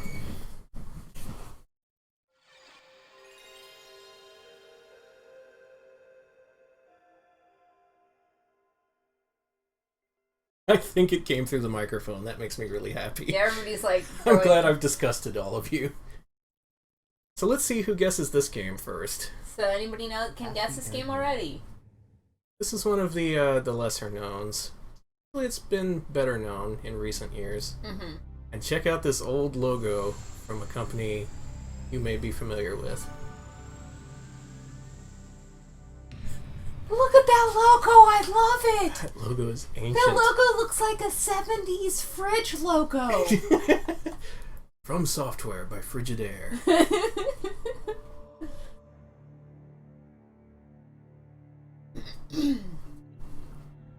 So, I hate to break it to you, but the intro of this game really sucks, so I'm gonna skip it. We gotta get to the actual meat and potatoes of the game here. It's Kingsfield. It's Kingsfield. Or rather, Kingsfield 2. Japan got a Kingsfield 1 that we didn't get, and Kingsfield 2 came out over here as Kingsfield 1. Yep. Here I go. Ah, I hate that. I hate the data loading. Owned. This is the only time the game has to load. Otherwise, you go through this big open world that streams as you play, which is kind of amazing for the time. Mm-hmm. This is Kingsfield, a first-person adventure game where you can die within 2 seconds of starting. Danny. If you're familiar with From Software's latter-day games, like the Dark Souls series, Bloodborne, and so on, yeah, they kept that. It's very easy to die in From Software's latest games. Hi, friend. Oh. Bye, friend. And at this stage in the game, that starts you completely over from scratch if you die before you can reach the first save point. There's actually a lot to see and do in this first part, so that's kind of annoying when you're first starting out. Let's see if I can remember how to do things in King Souls. As you're calling it. Mm-hmm. And if you're wondering, this does... Oh, hey, pretty little bugs. Yeah, ain't they nice? Huh. This game does actually have some links to the Souls series. I think it shares some character names. It shares if not, very vague lore? Yeah, if not specific plot elements. The games are just barely linked. But this game is a first-person sworder, I guess you could say. Because you got this sword and you're hacking up... This is a squid, believe it or not. This is what squids look like. Aw. You chopped off his, like, part of his head. Yeah. He's And when just enemies die, they deflating. sink into the ground. Oh, those fish! I forgot the fish can fly at you. That sucks. It does suck. That guy's mad now. They're like, hey, did you kill my friend? Excuse me. Oh, good lord. The monsters are being very aggressive. They're mad at you. They just look at you. You can't kill their friends. It's actually handy to... You're not supposed to do this, I think, in the game until later, but if you go over here now, you pick up a pretty nice sword. It's helpful.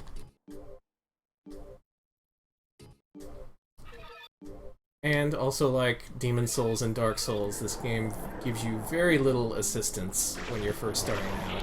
It's extremely easy to die and That not be fish able to do clipped anything through. about it. It clipped through the earlier. There was a fish that clipped through, and was all like to the ground. Have you found a graphical error in Kingsfield, Alex? I know, it was just wild. See, it was funny because it was just like partially on, and you were losing a little health from walking on it. It was great.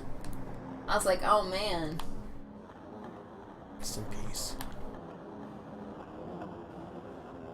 Around here is a crystal. I love crystals. It's a flask, or no, it's just a crystal. I think you can only sell it. Ah, darn. Can't like use it for magical healing powers or whatever. I don't believe so. Like no. rearrange your like inner being. Not possible.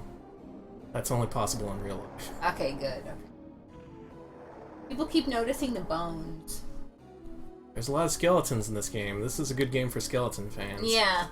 People saying how they tried this game after playing Dark Souls and just could not get into it. Multiple people feel that way, and I get it. It is extremely hard to get into, mostly because the first save point is... You have to play a significant portion of the game before it lets you save, and if you die at any point, you have to start all over. This game is not friendly to beginners. And actually, as I mentioned before, we were talking about how games aged and such. I think this game ages better than most, if you give it a chance. Way back when, I rented this, and I hated it. So put yourself in the shoes of an asshole 14-year-old kid. I see this game that gives me no direction whatsoever. It kills me instantly. I think something's wrong with the game. I think it's just broken. That someone just made a bad game and it sucks forever and I never want to play it again. I held that opinion until I played this game again several months ago to grab some footage, and with the knowledge of what From Software was trying to do and later did with their games, I was able to enjoy this like way more than I thought I would. It's super fun. Yeah, you just have to it's take... so interesting to watch the entire evolution of the series and then go back to the beginning. Like, Yeah. You know, and you can see the elements there, yeah. This is bad. Uh-oh. Okay.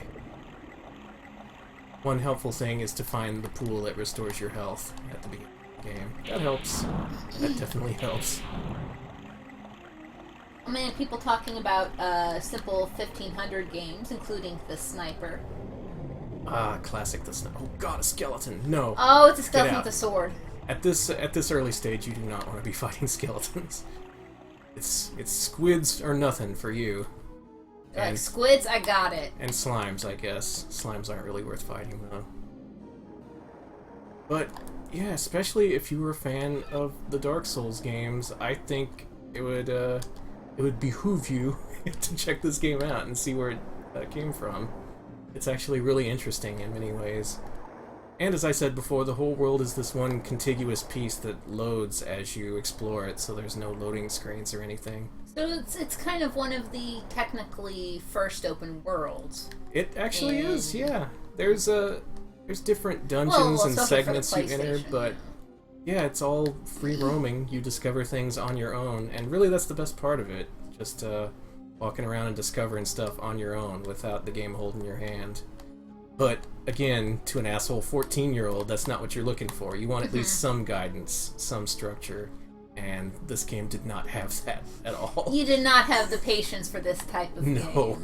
This game was not for me back then. Let's see if I can get across this without being killed by fish.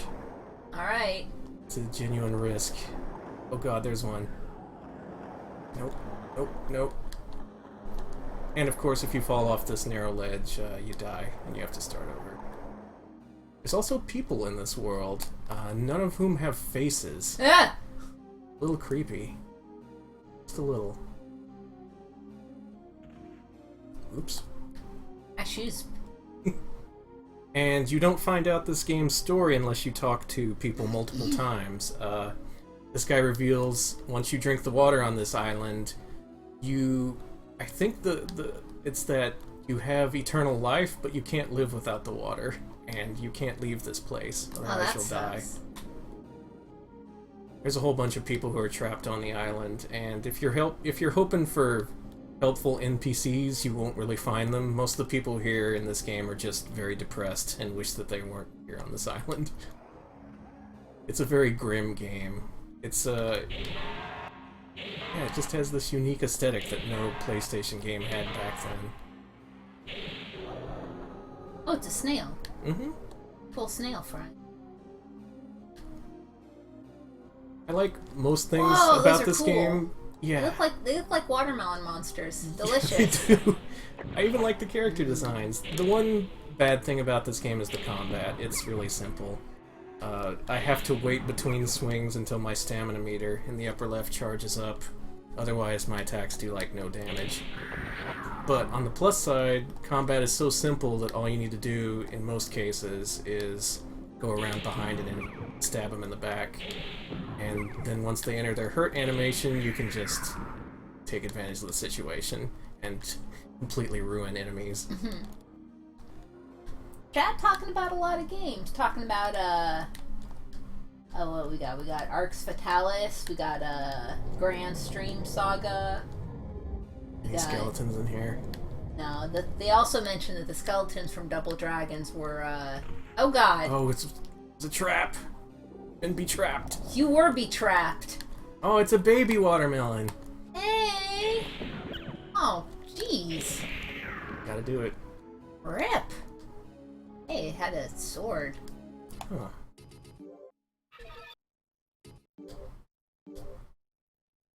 It's another dagger. I'm sorry.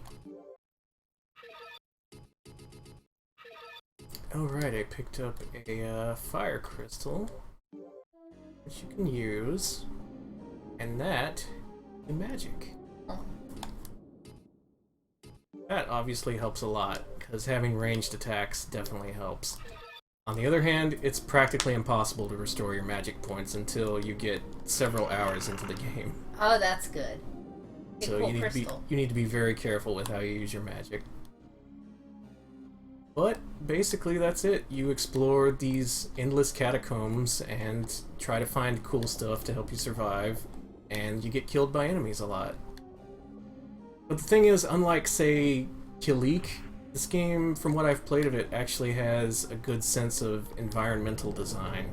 In that, it seems like it, actually, yeah. Yeah, like, it has a limited number of textures, but the way it builds the hallways and stuff, it has, it makes it easy to find your way around without getting lost. And also, if you were wondering, here's the first save point.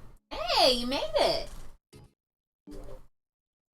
Little walkthrough tip if you're playing through Kingsfield for the first time. First save point is there. There you go. Also, I think this game uses up a lot of memory card blocks, as in, like, 5. So make sure you have a new memory card. People talking about Kilik being bad. Kilik Yeah, is so bad. I agree. I had to edit our video about Kilik, and my opinion about Kilik is a series of fart noises. Aw, rip. What we picked up from that guy is a thing that later lets us teleport, I believe. I haven't gotten too far in this game. I played up until the termite nest, and I beat the boss there, and then I quit, but I meant to go back to it. Because it's cool. And there's nothing like this, especially for a game of this vintage. For a game to have actual good environmental design in addition to solid gameplay. Kilik had neither. Kilik was garbage.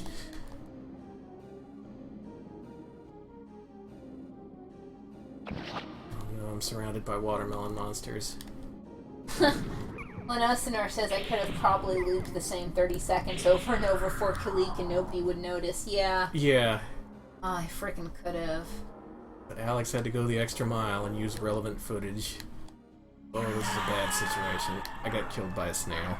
Well, there we go. That's how playthroughs in Kingsfield go. You think you're doing good, then you get killed by a giant snail. But if you're willing to put up with difficulty, really look into this game. It's super interesting, especially considering how old it is. Like, it shows a mastery of design principles that you wouldn't expect for a game. Yeah, it's about this of early. 1995. Yeah, especially a 3D exploration game. It's got a lot more of the basics down than I think a lot of the other 3D exploration games or any 3D games of this vintage had, especially for. Yeah. Yeah. It's Adventure Pals recommended.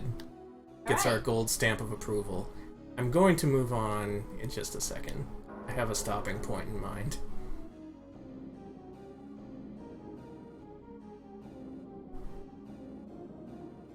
It's around here somewhere. Oh, cool. Yeah, there's all these outcroppings you can explore, caves, and oh look, a treasure box. Oh, cool. What's in it? Skeleton!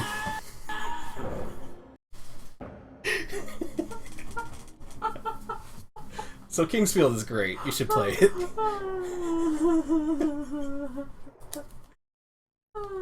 For our final game of the night, we're gonna go with something more traditional. Something people would associate more with PlayStation, aside from first-person dungeon crawlers. Is this one digital too? Yeah. Sweet.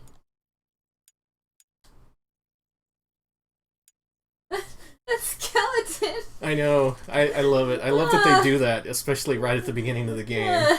Skeleton, you're dead. You can't even take one hit from a skeleton at Final that point. Fantasy said he'd let me know that we got boned. So we're going with the Bandicoot. The Bandicoot. This game pretty much closes out the PlayStation's first year. It was released almost on the exact anniversary of the PlayStation, its first anniversary. And it showed that in a short year, the PlayStation came super far. If you look up this game's development online, there's tons of interesting stories from the people at Naughty Dog who revealed how they had to basically trick the PlayStation into making this game look as good as it did. They had to make levels like exact file sizes or the game would crash. They had to load a certain amount of bytes into RAM at different points, like specific amounts, any more or any less, and the game would just completely freak out. This game is barely held together, but it's one of the better looking PS1 games.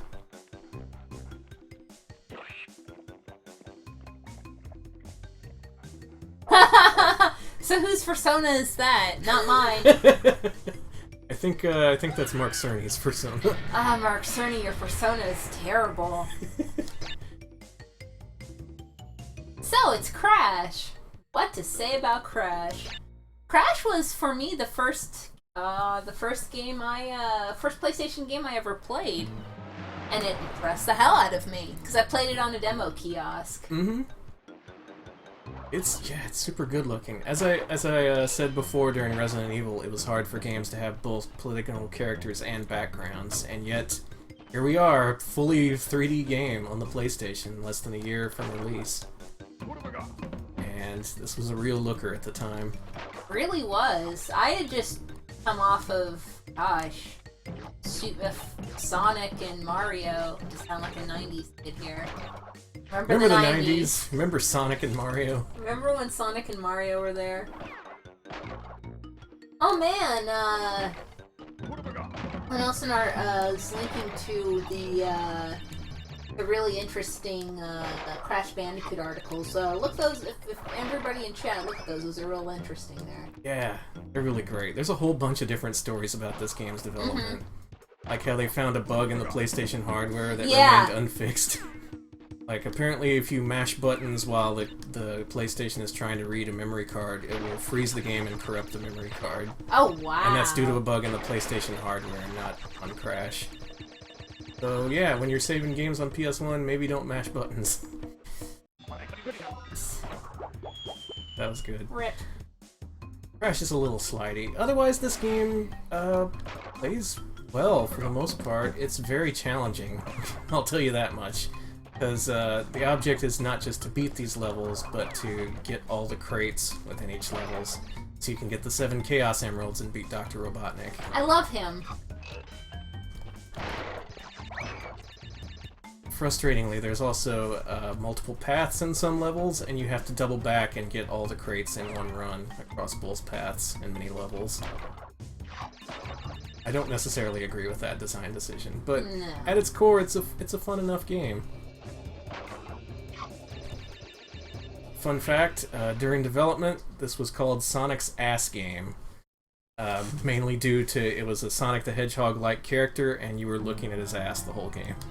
Sonic's Ass Game sounds entirely like something you would see on Newgrounds now. Yeah, it sounds like something you would make up for a Flash game.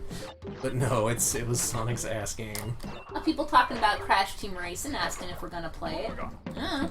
We might at some point. That's not a game I played when it was new, but at some point it was offered for free on PlayStation Plus, and I played it, and I was kind of amazed at it being good. Pretty good, yeah. The weird thing about kart racers is that there's almost no good ones except for Mario Kart. There's Mario Kart, and then there's games that really wish they could be Mario Kart and fall way short.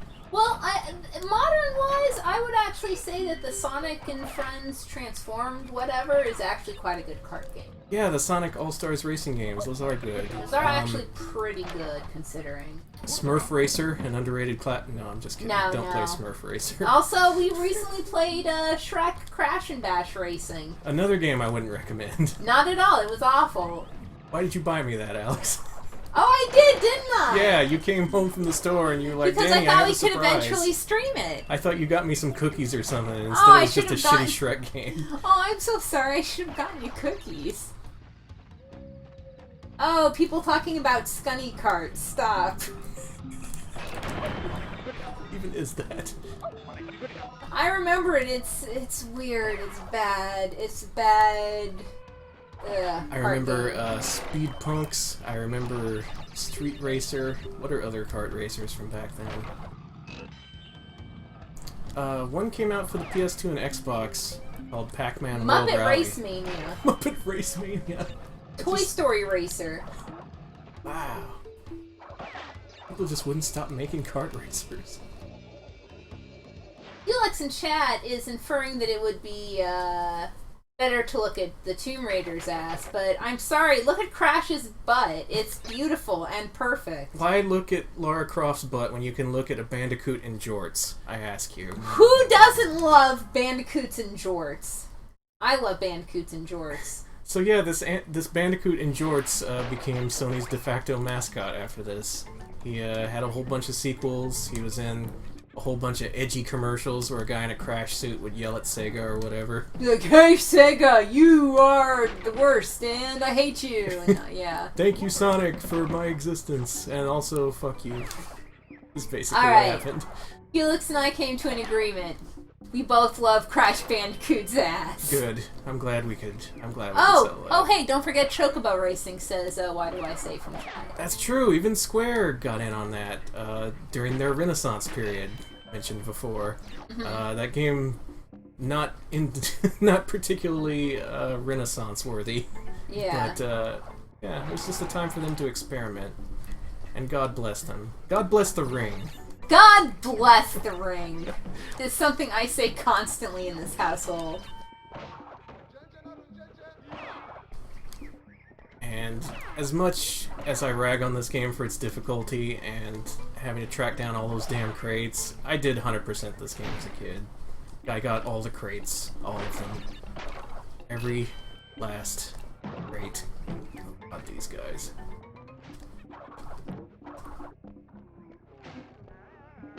There. Close enough. Still pretty fun to play. It's he's a little slippery, but it's solid enough, and the level designs are alright. And oh my god, for a 3D platformer on PlayStation, you weren't gonna get any better than this. You know a 3D platformer I really enjoy, and I hope we get a cover, although it may be a little late in the era. And I don't know if it was on the PlayStation. That would be the Blues Brothers 2000 game. Absolutely not. First of all, that was an N64 game. Second of all, it's a piece of shit. Excuse me. I think you mean underrated classic, according to GameFAQs or whatever. Not even GameFAQs would sink that low. Are you sure? Well, can't be sure about that. Let's just all buy Blues Brothers 2000. Raise the speculation prices on eBay. Nobody listen to Alex. Just because I'm hoarding copies of Blues Brothers 2000 in the hopes that they'll become rare someday, I don't expect you to suffer through it. Ta-da! Got like 5 extra lives for that bonus level. It's cool. So, Smebs asks, is this 3D, or is it 3D like the way Knights is? Yeah, it would be in the Knights way, because yeah, it's in the Knights way. It's very much path-driven. You get choices during levels, but not full 3D movement. This was also pre-Mario 64, so the 3D platformer hadn't really been attempted. Or rather, it had been attempted, but not well. Yeah. With stuff like Floating Runner, which was strange, and Bubsy 3D, which was actually in development at the same time as Mario 64, and supposedly when they saw Mario 64, they said, "Oh fuck." That is a direct quote. Yeah. Because they knew they were completely screwed at that point. Bubsy 3D might have We're been not acceptable. looking at his ass anymore! Oh yeah, we're looking at his big dumb face. Aww, I miss your ass. Crash? We'll get back to the ass in a second. Okay, good. Don't you worry. And oh, everybody's hey, talking about Bubsy 3D. another thing you may remember if you were a 90s kid is chase sequences. Anyone recall The Lion King, Mickey Mania, games like that made you Aladdin. Yeah, do these things that had instant kill things chasing you. I love it. And if you mess up even once, you're dead. This level ain't so bad though. Oh, are we ever gonna play VIP on the PS1? That is a hell of a game right there. It was kind of ahead of its time, given by how much it uses QTEs instead of actual gameplay. But it's interesting. VIP, by the way, is based on the Pamela Anderson vehicle. You play as Pamela Anderson, and you do QTEs to beat up dudes. Beautiful. And it's for PS1. Stop with the boulders! I hate them. You know that Indiana Jones, and he's like, ugh, why did it have to be boulders? Boulders. I hate boulders. He hates boulders. He has like a fear of it, I think. He never says it, but I think he's afraid. We all have a fear of boulders. We all have a fear of being crushed to death by boulders. Nobody wants that. Also, Mr. Bones was just mentioned. Oh, that game was all being chased by shit. God, yeah, good pull there, because that game is 100% being chased by things. I love being chased. I actually haven't played this far in Crash in a while. It's interesting. It holds up better than I thought it would. Oh, never mind. I remember hating these levels. Oh, this looks unfun. So, to its credit, the game at least changes the camera angle for these levels, making it easier to see where you're jumping. It's still a pain in the ass. Also, Crash maintains its momentum if you spin, so don't do that. So, are we gonna play Mr. Bones? We should. It's an interesting game. I do want to play that. That game has really cool stuff in it. Yeah. And also, it's a pain in my ass. That's the only game I know of that has joke telling as a mechanic. You have to tell jokes. That's something I've never seen in any other game. No, that's not true. Really? Yeah, the NES Roger Rabbit game featured joke telling as a mechanic to escape the weasels. You're right. Yeah, Wow. deep cut there. Sorry. This Mr. Bones though kind of evolved the mechanic because it evolved all the segments of a given joke to a button on the Sega Saturn's controller, and you had to figure out how to arrange those phrases in the form of a complete joke. And that rules. That's a great idea for a video game. And I've also gotten killed by that fish like 3 times now. Yeah, let's play Mr. Bones. People talking Three Dirty Dwarves. I'm not a fan, sorry. I appreciate the idea behind that game. But I cannot abide its gameplay.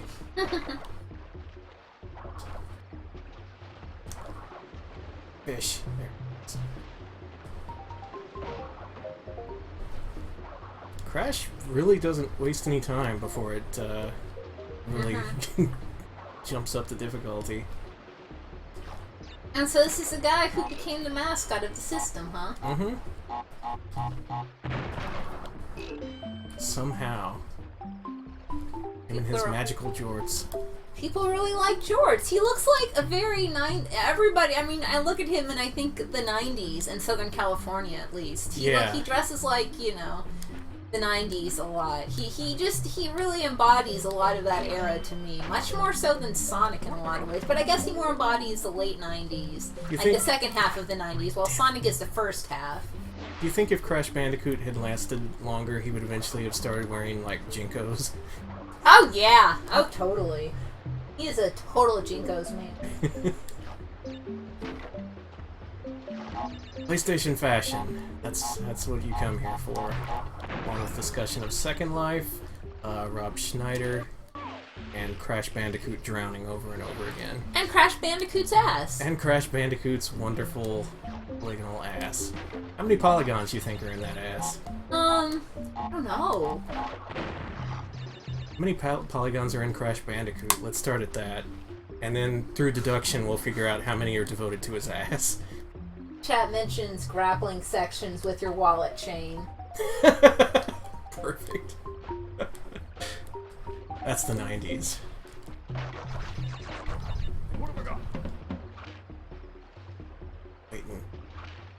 Waiting. There we go.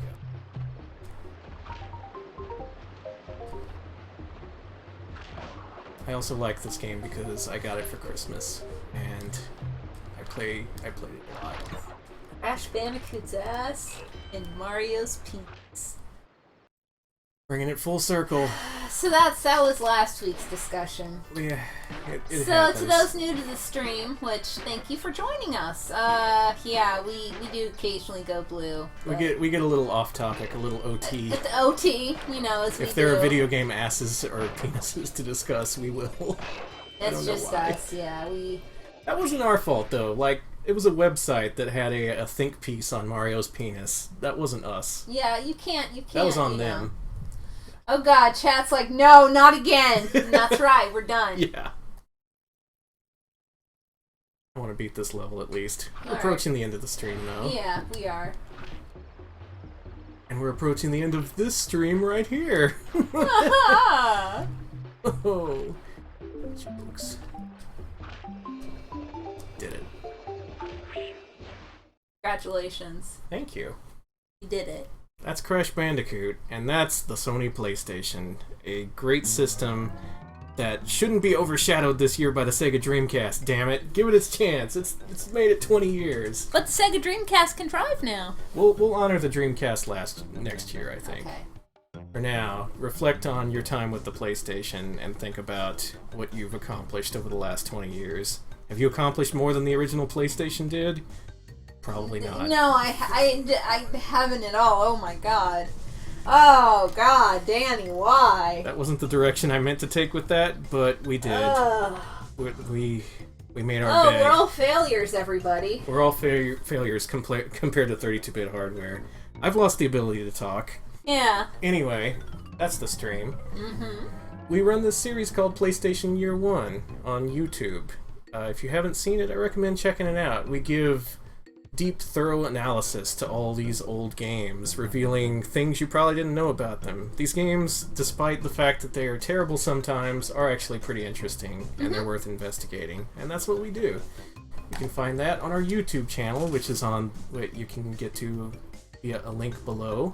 We also launched a Patreon campaign. If you like PlayStation Year 1, you can support us and earn exclusive perks. I don't know why I stared Alex in the eyes while saying that. Yeah, you sure did.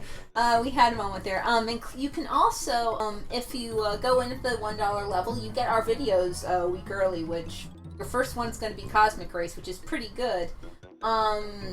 Estimated delivery on that is 2 weeks. We're taking this week off because we have worked so hard on the last couple episodes. However, you will see a Cosmic Race episode by the end of the month, and you'll see it earlier if you kick in towards our Patreon. That's only $1.